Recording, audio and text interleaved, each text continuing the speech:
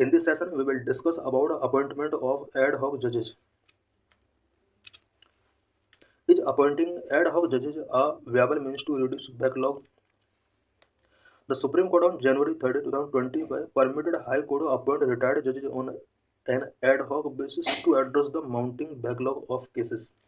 30 जनवरी 2025 को supreme court ने high court के लिए परमिट किया है कि वो रिटायर्ड जजेस को एड हॉक बेसिस पर अपॉइंट करें सो दैट केसेस के बैकलॉग को एड्रेस किया जा सके. However, these judges were authorized to hear only criminal appeals as part of a bench led by a sitting judge.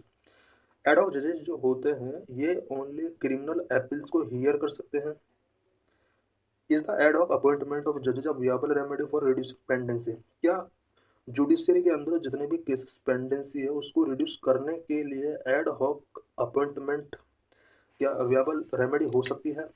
What are की points regarding add hoc जजेस इन high court? High court में ad hoc जजेस से related क्या क्या की points हैं?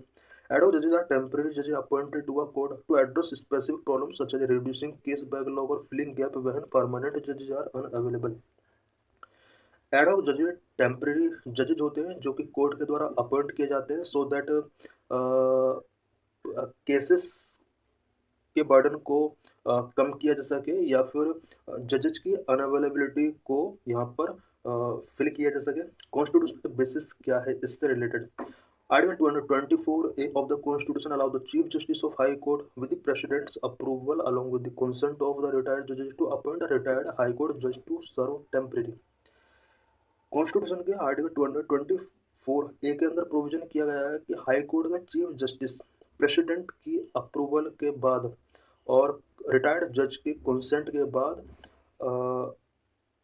Retired high court जजेस को टेम्पररी सर्व करने के लिए अपॉइंट कर सकता है.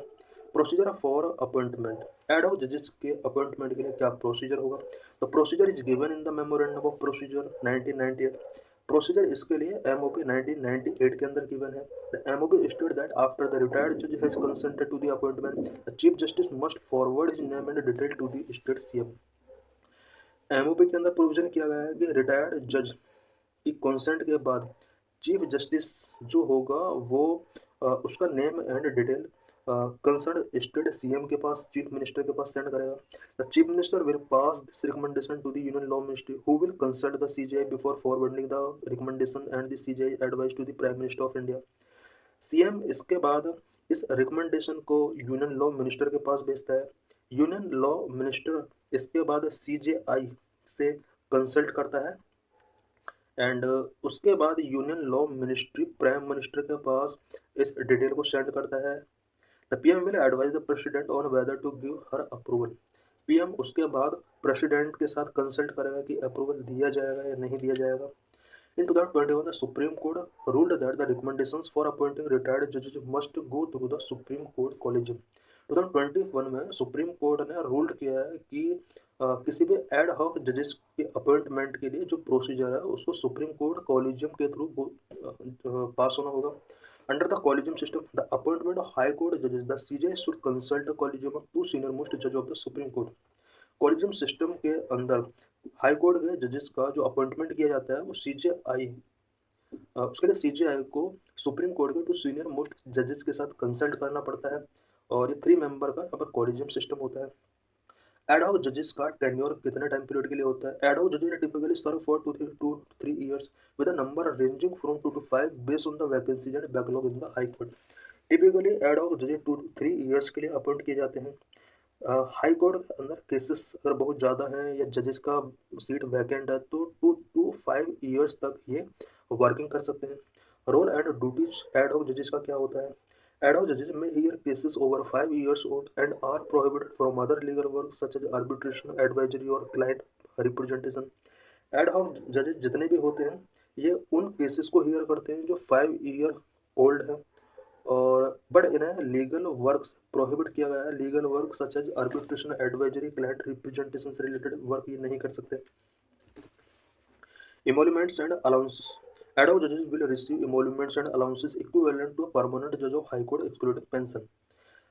हाई कोर्ट परमानेंट जजेस के इक्वल इन्हें एमोलमेंट्स एंड अलाउंसेस गिवन किए जाते हैं, बट पेंशन इन्हें नहीं दी जाती है। ओल्ड पेंशन जो इनकी होती है वही कंटिन्यू रनिंग में होती है।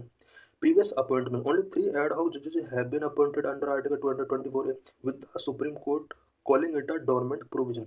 अभी तक 224A आर्टिकल के अकॉर्डिंग 3 ad hoc जजेस का अपॉइंटमेंट किया गया है इंडिया के अंदर। When ad hoc judges appointed, ad hoc judges का अपॉइंट कब किया जाता है?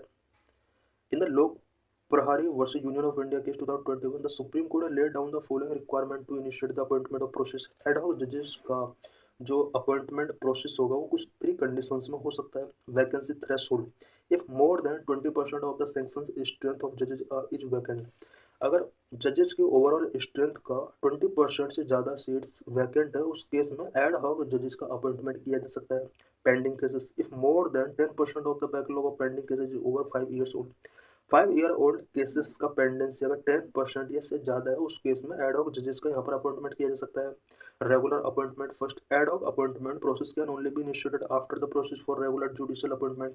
एड हॉक अपॉइंटमेंट प्रोसेस तभी स्टार्ट किया जा सकता है जब regular judicial appointment process complete हो चुका हो।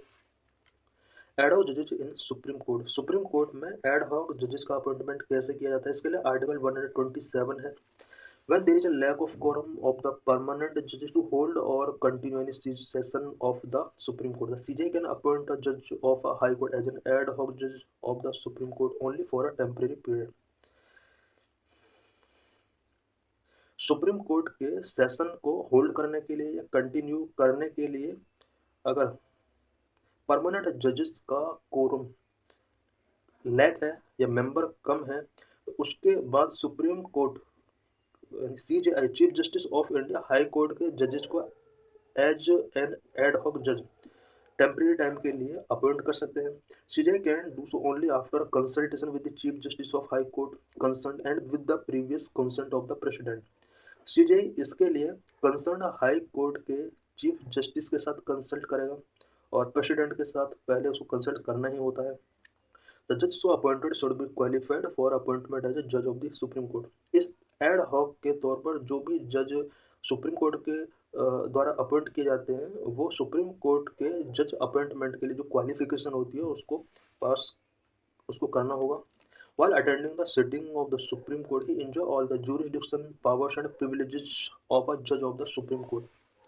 सुप्रीम कोर्ट की सिटिंग को जब भी एड हॉक जजेस अटेंड करते हैं, उन्हें ज्यूरिडिक्शन से रिलेटेड पावर एंड प्रिविलेजेस जो भी सुप्रीम कोर्ट के जज की होती है वो उसको एंजॉय करते हैं। तो thanks for watching this video.